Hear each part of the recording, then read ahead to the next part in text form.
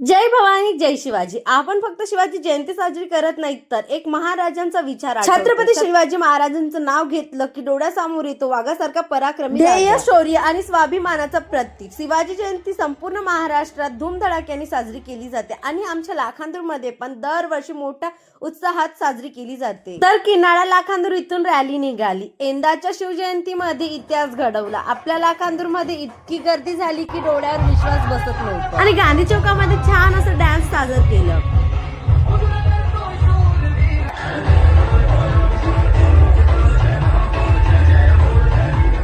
शिवजीचं तांडव झालं आणि रॅली निघाली. शिवाजी रॅलीमध्ये बैलगाड्या पण छान सजवून आणल्या होत्या. शिवजीची पण झाकी होती आणि संभाजी महाराजांची पण झाकी होती आणि पालखीमध्ये होती शिवाजी महाराजांची मूर्ती. नंतर आम्ही पण घुसलो रॅलीमध्ये.